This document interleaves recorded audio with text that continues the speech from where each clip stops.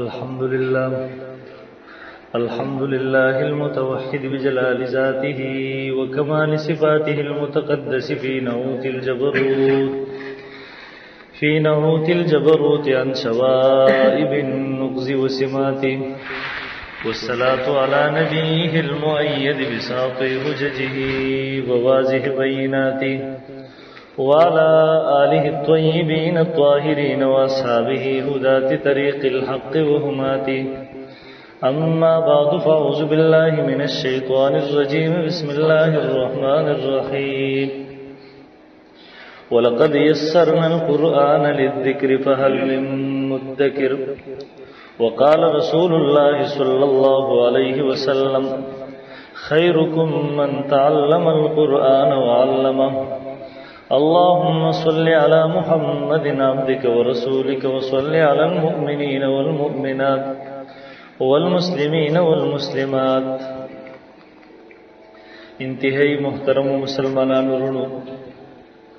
دغه تقریب او پروگرام چې برادر محترم حضرت مولانا مفتی فیض الحسین صاحب دامت برکاتهم العالیہ ستاسو په دغه مسجد کې د قرآن مجید اولنۍ سفاره په تفسیر او ترجمه سره هغه ختمه کړې ده. محترم ډېر د خوشحالۍ خبره ده. یقینا دغه قرآن مجید چې الله رب العزت مونږ او تاسو ته را لېږلی دی، دې باندې ځان پوهول، دغه پیغام چې د رب العالمین د طرف نه راغلی دی، دغه په خپل سمجھ کې راوستل، په دې باندې ځان پوهول، د دې طالب جوړېدل یقینا محترمو دا ډېره د لوی سعادت خبره ده.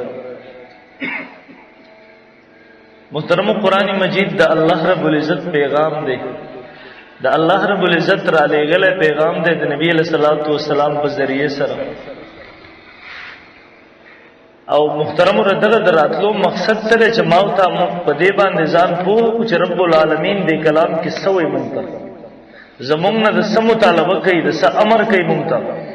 او د څه څیز نه مونږ دغه قرآن مجید منع کوي. دا ټیک ده، شک خبره نه ده چې دغه کتاب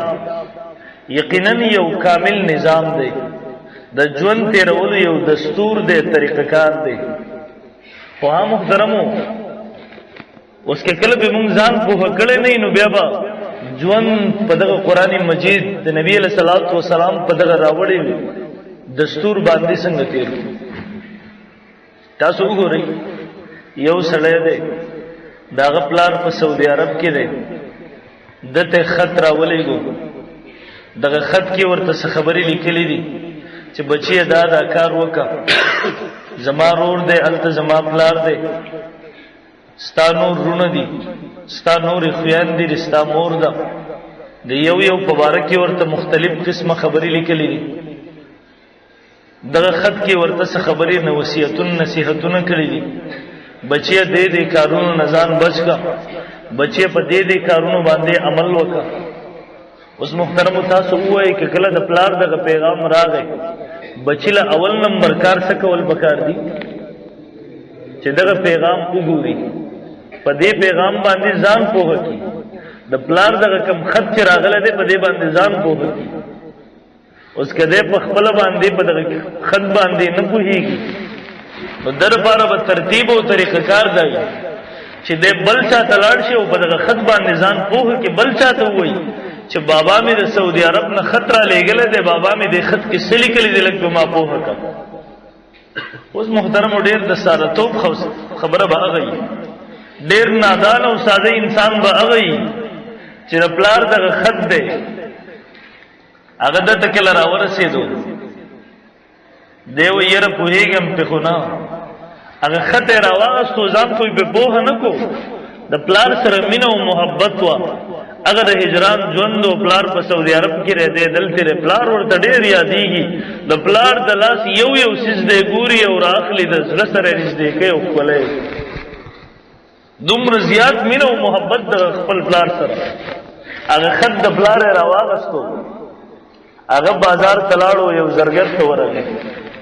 هغه ته وایي زرګر صاحب دې د پاره د سرو زرو یو بهترین قالب جوړ کړ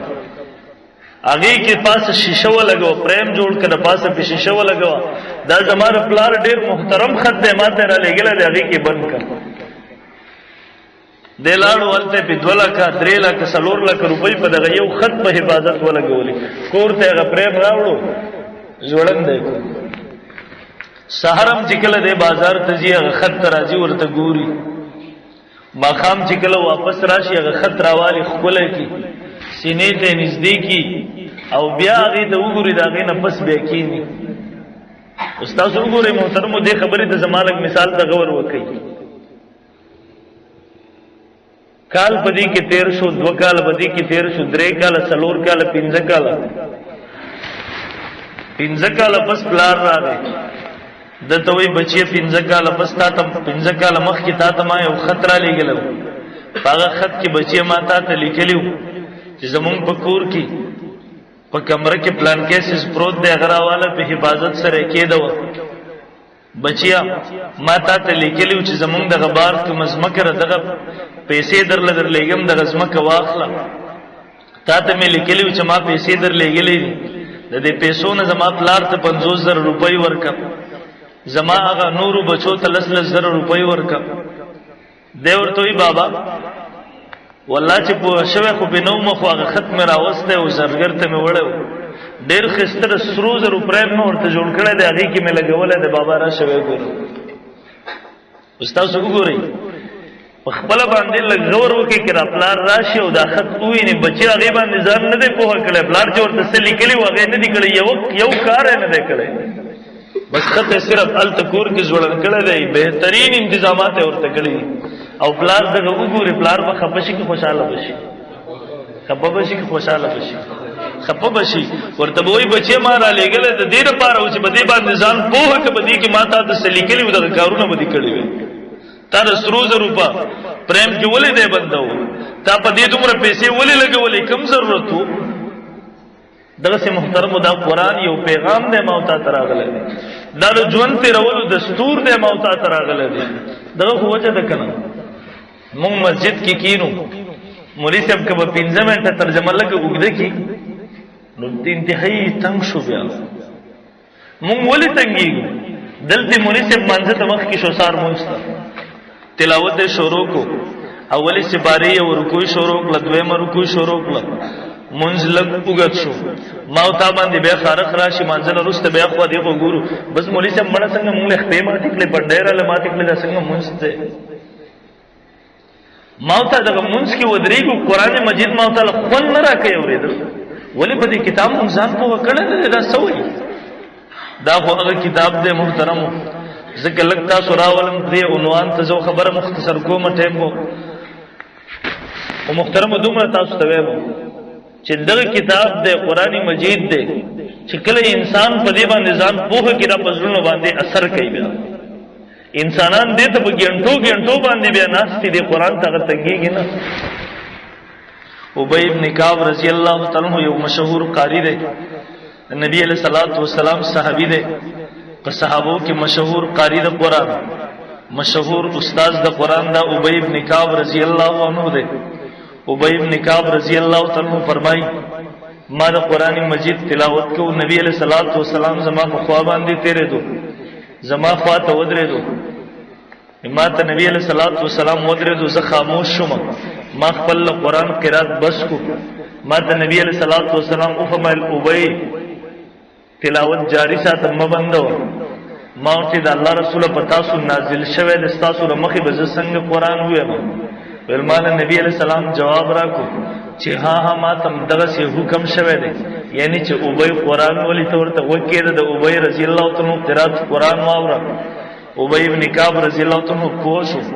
هغه فرمایي زمان ذهن تراله چې الله تر طرف نه اشاره شوی ده د الله تر طرف نه حکم راغله دی ولما پور نبی علیہ الصلوۃ والسلام ته ویلا الله سمانی ایا الله تعالی زمان نوم غسته دی المال جواب راکو نبی علیہ الصلوۃ والسلام چې الله سماک الله ستا نوم اغسته دی ابی ابن کعب رضی الله تعالی عنہ قران وای هغه ته وکیدو دا قران نے محترموں کے کله په انسان ځان پوه کی صحابه کرام رضوان الله علیهم اجمعین د جمع په دغه شپو کې د وړي په دغه شپو کې د نن زما استاد چې پکې خوب نه پوره کیږي سحر مونږ رحمت قضای صحابه کرام د شپې ودرېږي کور کې مونږ ته تهجد او نوافل ته ودرېږي قرآن مجید باغی کی شروع کی سباش باغی باندې دا دعا کوي لکه فاطمه رضی الله تعالی د نبی علیہ الصلوۃ والسلام لور ده دا ولاړه د ګیله کوي د شپې د لړنوالي بیګا ته ودرې د نوافل کوي قرآن مجید شروع کړه دومره خوند ورکړه د سبا راوخته دعا کوي ګیله کوي شکوه کوي الله څومره لنډ شپې دي د قرآن مجید کوم خوند مال راکړو کوم مزه مال راکړي و هغه مزه جاری و ز سر ته ونرسیرم چې شپه ختم شو ګوره چې کله قرآن باندې پوهه ده قرآن خوند عمر ورکوي د شپې د لړنوالي د تنګوالي هغه شکوه کوي ګیله کوي نبی علیہ الصلوۃ والسلام یو دو صحابه مقرر کړو یو جنگ په موقع باندې حضرت شیخ صاحب رحم الله فضائل اعمال کې نقل کړی دا واقعه تفصیلی واقعه د مختصرا وایم نبی علیہ الصلوۃ والسلام یو طرف ته یو دو صحابه مقرر کړل پیرې د پاره هغه صحابه د شپې ال تورله دواړه خپلو کې څو وخت پورې ناشته یو صحابي بلته وي ک دواړه په دې حالت کې ناشيو د سینې چې په دواړو باندې خوب غلبو کې مونږ اودنه شو او دشمن د هغه طرف نه حمله اور نشي ول حادثه به وکښ په تقسیم کو د شپې صحیح سبزا اخو در پاتې شم تبود شي بیا به صحیح 17 پاسې کې زبود شم په دې حالت کې و ما تاسو څوکیداری وکړو دا یو صحابي ود شو دا بل صحابي وایي چې په دې حالت کې دغه طرف ننداره کوم ګورم دوی دې کې مزله کې سوچ کوو چې په دې نه په مانځ باندې ولې نه ودرېږي چې چرته دشمن دغه طرف نه راشي دې حالت کې وبیا ز خپل د بل ملګری رایخ کما مونږ باغه مقابله وکړو کسان نو مخ کې را پرې نه دو دوی مانځ باندې ودرېدم سب ما په دغه کې سورې کهف شروع کړل دوی سورې کهف دومره خون را کړل دا هغه طرف نه دشمن راغی چې وکاته یو ملګری ودره بل ملګری ولاړ دا هغه سینه په ما باندې رغش گزارو کو هغه وخت کې دا ټوپه کې تومانچې نه وي دا غشي لیندې هغه سيزونه هغه وخت کې توري وې ډالونه دی وې دا هغه سینه د غشي گزار ما باندې یو غش زما بدن باندې ولګېدو دی وې دویم غش راغی په بدن ولګېدو دریم غش راغی په بدن ولګېدو یو غش راځي په بدن لګي بدن نه جاری شو دی وی ها ماته زله د ماده نګواره کوله چې ز سورې کهف د ختمېدو نه مخکې مونږ ختم کوم دی وی ها یره د طبيعت پیدا شو اسینه چې بدن نه یې نه دومره زیاته لاړ شي چې زه به اوش اور زیګم او زما بل ملګری او د پاتې شي اسینه دا کسان مخکې حمله ور نشي دی وی دې حالت کې مونږ ختم کو خپل ملګری مې را پاسو یاد ساتي محترمو د جمع کې ماو ته کله مسله پېښه شي ير پېینه باندې او داس ماتي کنه ماتي بعضی وخت کله د واقعیات راشي روایتو کې مثلا دا واقعیا راغلي بعضی خلک به دین استدلال شروع کې نن سبا کو السهولت پسند طبقه راغلي د وابیان چې ورته بموایي بس کړه بدن نه هوا خارجه شو ردی او داس نه ماتي بدن نه خارجه شو داس نه ماتي جراب بخو هغه باندې بمسکه او بیا جبه خبرم دادا اخو دې خو وګوري سوکشته خو نو هغه کلاکار جایزو به رچانه یریږي ولې کی برل معارض دا کو مسله په پیخه کی یره د دې واقعي روایت نه معلومیږي چې پېینه باندې او دس نه ماتيږي دا یا دو ساتي زمون د فقه مسله ده او زمون د فقه هر مسله الحمدلله دغه مسلم الحمدلله د غنو احادیثو نه ثابت ده د انسان د بدن نه چې نه وبېږي هغه نه بيدون کی په دې سره او دس ماتيږي انسان د بدن نه چې نه راوځي نه بيدون کی او دس په دغه باندې زمون سره غن احادیث دي د چا دوکه کې رانه شي څوک دې دوکه نه کی زتا ته یو حدیث دو به وې ما غن حدیث د ام المؤمنین عائشہ صدیقہ رضی الله تعالی فرمایي نبی علیہ الصلوۃ والسلام فرمایي سلور سيزونه نبی علیہ السلام ذکر کړه د چار بدن نه چې دا سلور سيزونه مانځ کې راوځي د خپل مونږ ختم کی واپس د شلاړ شي او دس دی وکي یو سیس باغی کی چې د چا په زمانه شراغي نه راوویدا امام ابن ماجه رحم الله ابن ماجه صفحه 87 واقعا باندې دغه حدیث ذکر کړل دی دغه رنګي فاطمه بنت حبیش ابي حبیش رضی الله تعالی عنہ د نبی علیہ السلام صحابیه ده. دته نبی علیہ الصلوۃ والسلام باغ صورت کې چې بدن نه نه روزي نبی علیہ الصلوۃ والسلام ورته حکم کړی دی ته د هر مونږ د بارا په دغه صورت کې اودس کوه. حدیث نقل کړی دی امام بخاری رحم الله بخاری شریف جلد 144 سلور سلويخ باندې. دغه رنګي زید بن ثابت رضی الله تعالی عنہ د نبی علیہ الصلوۃ والسلام صحابي دی. امام ابن عدی رحم الله په الکامل مشهور کتاب دی الکامل جلد نمبر 193 میں یوسل 93 کی حدیث نقل کئی نبی علیہ السلام فرمائی الوضوء من کل دم سائل. نبی علیہ السلام فرمائی د بدن نچی بیدن کی نه خارج چې بده سره اودس لازم اودس ماتیږي انسان باندې لازم شو چې وس اودس وکي. همدغه حدیث امام داری قطنی رحم الله په داری قطنی کې د حضرت تمیم داری رضی الله تعالی عنہ نقل کړي. دغه محترم ګڼ احادیث په دې عنوان باندې په دې ځان پوه کړي. کم حدیث چې دلته راځي روایتو کې واقعیا راځي چې یو صحابي هغه ولاړ بدن په غشو باندې ولګي روینه جاری شو هغه خپل منځ پوره کو منځه مات نه کو و یره د دینه معلومیږي کنه چې پینه باندې ودس نه ماتيږي. ما نه یو وابي ته بوسکو ما ورته ملګریم دار صحابي عمل چې ته پیش کړي دا استاد خپل مذهب او مسلک خلاف خبره ده د ما ته څنګه زمانه مسلک خلاف ده. ما ورته ملګری ته دې ته وګوره دا قول د نبی علیہ السلام دی ویل نه یعنی نبی علیہ السلام ارشاد دی نه. ما ورته د نبی علیہ الصلوۃ والسلام فعل عمل دی چې هغه بدن نه خارج شوی دا هغه مونږ نه هغه اودس نه مات نه غنل مونږ جاری ساتل دی ویل نه. ما ورته د نبی علیہ الصلوۃ والسلام تقریر په ثابت دی تقریر وی لکېږي دی ته نبی علیہ الصلوۃ والسلام مخ ته یو صحابي یو عمل وکړ یا یو خبره وکړه نبی علیہ السلام پاغه خاموش شو دی ته وی لکېږي تقریر. ما ورته تقریر دی د نبی علیہ الصلوۃ والسلام تقریری حدیث دی وی نه. ما ورته چې کله قول فعل تقریر یوم نشو بیا ستاسو مذهب او مسلک دار چې اقوال صحابه حجت نیس در فعل صحابه حجت نیس په اقوال او افعال د صحابو کې حجت نشته. اقوال او افعال د صحابو حجت او دا د وابي مسلک د موت استغفر الله مسلک دی. نو ته څنګه ما تر صحابي واقعي ذکر کې ما ته خپل مسلک وګوره کنه د یاد ساتي د وکاله تا ته دام وي د احناف مسلک کو هم دغه دی کنه احناف کو هم وي چې په این سره احناف کو هم وي چې صحابي قول فعل حجت نه دا دوکه درکې. زمونږ د احناف مسلک دار مونږ اقوال د صحابه هم حجت دي افعال د صحابه هم تفسیر د صحابي هم ها کله د صحابي او فعل عمل د نبی علیہ السلام په د حدیث په مقابله کې راشي نو بیا د حجت ها جماعت د صحابه او عمل کې جدا خبره ده. یو صحابي او فعل راشي جدا خبره ده د حدیث مرفوع په مقابله کې بیا د حجت نه ده. د تماویل عجیب خبره ده چې تاسو د صحابو نه بغاوت کو قدم په قدم د صحابو ته کنزل کوله نن ته څنګه را لید صحابي سره د محبت شروع کو د حدیث په مقابله کې مرفوع حدیث په مقابله کې ګڼ احادیث د زموږ سره مرفوع حدیث چې بدغه یې سره ودس ماتيږي.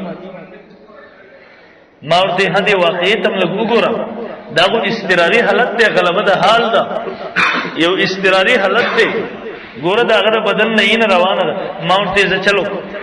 ته استدلال کې ردی خبرې باندې چې بدن نه خارج شو داس به مات نشو. ما ورته این را سره نجس منی کنه منی دی وای هم منه مې نه نجس ده.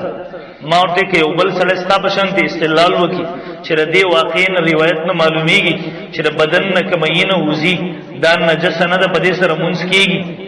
ما ورته دا استدلال به صحیح ویل نه. ما ورته چې څه جواب تکې ردی حدیث ناغه جواب زمام دی. تاسو وګورئ د منظر بار د بدن پاکي شرط دی کنه دی د کپڑے پاکي شرط ده کنه ده د زیب پاکي شرط ده کنه ده اینه نجس ده که په بدن لګیدلی یا کپڑے لګیدلی یا په زیب باندې لګیدلی مونږ کیږي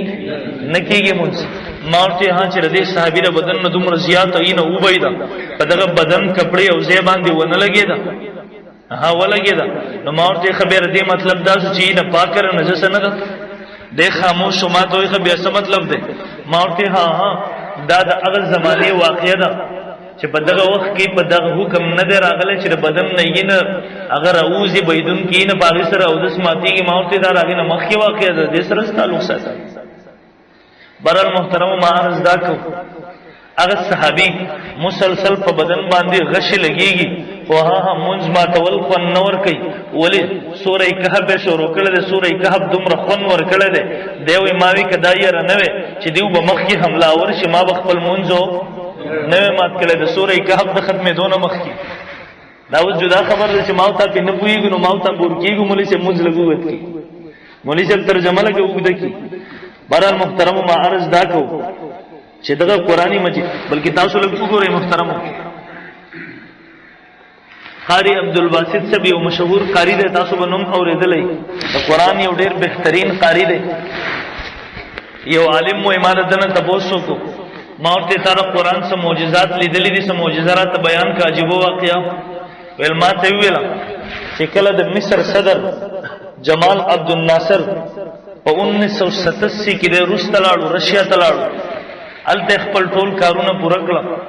دی وی چې واپس رالم د روس صدر مال دعوت را کو دا وی کمیونیزم په دغه وخت کې هغه په دنیا باندې په عروج باندې روان سرخ انقلاب څنګه جبل لګیدل دی وی هغه مال دعوت را کو چې زمون کم کتاب د نظام والا کتاب چا ته هغه سرخ کتاب راواخله هغه وګوره هغه تسلیم ک په خپل ملک نافذ کا ستا ملک به ترقی وکي دی وی ما خو هغه وختي ته ور جواب ورکو خدا په عالم نو دی وی واپس رالم ځلکه می یو تړپ او تړپ دی وی واپس شکل د دې نه روان شوم 2 کال وشو کله چې واپس د روس دوره قاری عبدالباسط صاحب وی دې ما ته جواب راولې ما ته قاری عبدالباسط ځان تیار کا پلان کې ورځ به روس ته زم ته ما سره دي دی وی زه حیران شوم سعودي عرب ته به دې زبولې دی وی زه حیران شوم زبر بل ملک ته بولې مسلمان ملک ته اوس روس تمہاره سره پاره بوزي دی وی ذهن کې خبره رانله چې کله هغه تورلم په هغه مقرره تاریخ باندې روس تلاړو دی وی جمال عبدالناصر چې دغه صدر و د مصر د خپل کارونه ټول پوره کړه دی وی بیا چې کوم د غب شپ مجلس او هغه کې کېناستو د روس د صدر سره ول هغه د روس صدر ته ویل چې دا زمون ملګری د قاری صاحب دی د یو کلام وې تلګ وکېدو ول هغه چې سوي ورته چې وکېدو خاموش شو دی وی قاری عبدالباسط صاحب وی ما په دغه وخت کې طه ما انزلنا عليك القرآن لتشقى د کوم په تلاوت سره چې عمر رضی الله تعالی مسلمان شوه دی وی ما ردی تلاوت شروع کو یو ورکو زما خو سترګې پټې دي یو ورکو مې ویلا دویم ورکو مې ویلا دې کې ټیم تیر شو چې سر مې پورته کو د روس صدر ماته مخامخ ناشته دا وی وزیران ماته مخامخ ناشي دا وی د سترګو نه مسلسل اوخ کې روانې دي اوخ کې بهيږي ویل ها هغه جمال عبدالناصر داغه نه تپوس وکړو چې ته دغه کلام نه منې تاولی دې ته وجړل ستاره سترګو نه به اختیار اوخ کې ولي وبېدي ویل مال جواب را کو ها دسه عجيبه کلام دی دومره خون والا دومره مزي والا کلام دی چې ما بغیر د جړانه د کلام د اوریدو طاقت ونه لرم دا کتاب مولانا فیروز الفقار صاحب دامت برکاتهم فرمای دی وی امریکا کې څه زمانه زماته رشوي ده دغلطی یو کس ته مستر احمد مسلمان دی دی وی زه ځل مسجد تروانی مسجد ته ماته یو انګريز आवाज وکړو ماته لګ راشه غانا در باندې اورم یو نوې غانا سندره در باندې اورم غانا سندره په پیژنې کنه او تقریبا ما شوبانم پیژنې آیات سدی د نن سبا بازي نظمونه او ناتونه راغلي دي چې هغه سره د اساس لګي اپسله کې نفاق پیدا کوي د دې سیس اوریدل حرام دي بیا اگر ناتونه او نظمونه چې راغلي سره د قوالیان ورته مونږ وایو یا کم نظمونه ناتونه وایو دا غي سره داسې زونه چلیږي مفتی رشید احمد صاحب رحمه الله احسن الفتاوی کې لیکلي دي د دې اوریدل د غانو اوریدونو زیاته ګناه ده دغه ناتونه چې راغلي سره دغه ساز داسې زونه غږیږي د دې اوریدل حرام دي د اوریدل نظام وساته اکثر خلک په مسله په نه وير ګناه ته کړه دا نات ته حرام دي نبی علیہ الصلوۃ والسلام د نوم به حرمتی کوي دا ظالم دا الله د نوم به حرمتی کوي دا غي سره د خطرناک شیطان ته په لګي आवाज لګي برل مارس کو دوی ماته आवाज کو ماته چې لک صبر وکا پتا باندې راشه یو غانا اورم المورته چې ما سره ټیم نشته ز مسجد تروانی ول بار بار ما بس आवाज کو چې لک سات تراشي یو ناشنا عجیب غانا در باندې اورم ول چې ما ورته ز غانې نه اورم مسلمان یم ول ماته چې نه بل غانا نه استاسو مسجد نه چې پنځه ټیم کما غانا आवाज سوچتي کم سندري आवाज سوچتي هغه در باندې اورم دی ویل زه ورته ورغلم ما وی چېرته اذان راته اورئ دی وایي چې ورغلم دی پاسېدو عجیبه حال یې جوړ کړو ما ته سوره فاتحه ولګوله سوره فاتحه یې راته بیا په خپله واورول تر اخره پورې ویل چې کله سوره فاتحه واوروله ما ورته وی دا سندره دا ګانه دي کوم ځای کې زده کړې هغو غیر مسلم دی انګریز دی ویل ما له جواب راکړو چې زما په سر باندې به انتهایي درد راتلو ما د مصر یو ملګری و مسلمانو ما هغه ته وویل چې په سر مې بار بار درد راځي ویل ما ته وویل چې زه تا ته یوه نسخه درښیم ویل ما ته وویل چې ما ته دا ګانه راولېږل ما ته وی چې دا اوره دا ازدک دا وایه ویل چې کله دا ګانو سندره زه واورم زما زړه ته انتهایي سکون میلاو شي زما زړه ته انتهایي تسلي میلاو شي دا جبه خبر ده غیر مسلم باندې بهرحال محترمو معرض دا کو چې کله په دغه قرآن باندې مونږ ځان پوه کړو نو بیا به انشاءالله العزیز ما ته دغه قرآن به خوند راکوي د دې د ناستې مجلس به بیا ما ته خوند راکوي نبی علیه الصلاة والسلام مکه مکرمه کې دی صحابه کرام رضوان الله علیهم اجمعین بعضې صحابو حبشې ته هجرت وکړو کله چې اگر حبشې بادشاه ته مسلمانان پیښ شو اگر مشرکین مکه التم شرارتو کې ورسېده الته قسمه شکایات بادشاہ ته نجاشی ته ورسول ول خلک واپس کا هغه دیو راوختل دیونه ته بوسونه وکول تاسو سوای دې ځکه جعفر رضی الله تعالی عنہ پاسرو سوره مریم ورته شروع کو هغه دغه سورۃ وایو اگر نجاشی رسترګونه اوخ کی بهيږي د سره چې انجیل کوم علما نه رسترګونه اوخ کی بهيږي قران هغه حالت ذکر کوي و اذا سمعوا ما انزل الى الرسول کله چې دی قران اوري اینه به مخاطبه ترى اعینهم اینه بتسترګی دیو تفیض من الدم چې دیو چې داری به وਹੀ د اوخونه بهیږي به اوخ کی مما عرفوا من الحق یقولون ربنا آمنا فاكتبنا مع الشاهدين دا وجد اغه چې دیو یو حق کلام اورو دی وای فاكتبنا مع الشاهدين پروردگار مونږه اگر منون کو سره ولیکا یا مع الشاهدين مونږ گواہی ورکوونکو نه ولیکا چې مونږه دا گواہی ورکو چې قران د الله کتاب دی نبی علیہ الصلوۃ والسلام د الله آخري پیغمبر دی وما لنا خلق اعتراض شروع کو ولا جب خبردار هغه پیغمبر تاسو لیدل نه د ایمان څنګه راوړی دی ورله جواب ورکو وما لنا الله نؤمن بالله سشوی دی مونږ لره سوزر دی زمونږ چې مونږ ایمان نه راوړو وما جاءنا من الحق ول چې مونږ او پیژاندو دا کتاب حق دی کوم څه چې مونږ تراغلی دا حق دی نو بیا ولې مونږ ایمان نه راوړو دغه چې کله غیر مسلمم اوریدل دا وی پزړونو باندې اثر کړل کله کې یو مسلمان په دې باندې ځان په کړل بیا دغه کتاب اورید او لخون ور کوي دې ته تنګيږي نه دیو جن محترم اعظم خبره ختموم دومره گزارش کوم ما اوله کې تاسو ته مثال شروع کړو ما وی د پلار خط راغله ده چې بچي دغه په قسمه پریمونو کې بن کې بيزان په نه کی نو دغه پلار به خپشي کې به خوشاله شي دا قران راغله او د الله پیغامو کومه بيزان په نه کو سحر چې هغه مونږ زو کاروبار ته دا قران راواخلو خپل کو دا سینې ترانځ دی کو ها خپل ول من نه دي روایتو کې ثابت دي عمر رضی الله عنه په قران راواغستو خپل وکړو و به پر من هاذا کلام ربي وهذا منشور ربي حضرت اکرمه رضی الله عنه په قران راواغستو خپل وکړو هغه سینې سره به ولګو خپل ول من نه دي خو ها هغه خلکو په عمل کړو ما او تا صرف قران راخلو هغه خپلو به خستل ماری ورته جوړو خسته پوښونو کې بند کو بیا ما تاسو ما خام بیا راځو قران راخلو نو بیا الله رب العزت په دې زمونږ ناراضي نشي بلکې په دې به زمونږ نام او دا یاد وساتئ در شیطان وسوسه رستا خو جبر پیړه شوی دا ته په دې وخت قران یاد کې خپل عمر ته وګور نه دا خبره پرې ده وای شیطان نزلو چوي دی باندې ته پوهېږم کبه نه پوهېږم زب کینم کبه نه پوهېږم او بیا د قران طالب جوړېږم حدیث کې راځي الله بدواجر راکړي الله بس وجر راکړي ماوتا بدل کې کینو ک نور په هیڅ نه پوهېږم نه چې ترجمه کې نیمه غنټه سلويخ منټه دا اوس دومره خبره نه ده په ژوند کې موږ نیمه غنټه سلويخ منټه قران نه شول کولای به موږ مسلمان ځان ته په سبا به اخر وې ما کم از کم دغه قران واورو دا قران تسوي یو ځله واورو دویم ځله واورو بار چې دغه قران ان شاء الله العزيز واورو زما استاد بر دې سره به ان شاء الله مصاحبت پیدا شي په دغه قران به ماوتا پوښو بیا به دا وګورو چې دا قران زما استاد نه سواړي دا قران زما استاد نه ست تقاضا کوي اخري حدیث په محترم نبی علیہ الصلوۃ والسلام فرمایي کن عالما او متعلما د قران عالم جوړ شه یا متعلم ازدکون کې جوړ شه ما او تا که علما نشو جوړې دي ازدکون کې خو جوړ شو کنه په دغه او که د آیات وساته کې په دې حالت کې کوم انسان ته مرګ راغی د قران ترجمه شروع کړی ده د قران علم شروع کړی دی د قران حفظ شروع کړ په دې حالت کې د وفات شو د حفظ شروع کړو د قیامت پورز پر حافظانو سب کې پاسي اگر چې حفظ نه ده پوره کړی د ترجمه شروع کړی د پوره کړی نه ده په پوه شوی نه ده کوشش وکاو پابندۍ سره راتلو شریک کېدو ان شاء الله د قیامت پورز به د خلکو سره پاسي چې قران په ترجمه یې زده کړی دی مکمل دینن د قران علم حاصلول شروع کړه په دغه حالت کې وفات شو د قیامت پورز به د خلکو سره نبی علیہ السلام فرمایا یا متعلم جوړ شه یا ردیو خادم جوړ شه یا ردیو سره محبت کوونکې جوړ شه پنځم م جوړېګا ولا تکن خامسا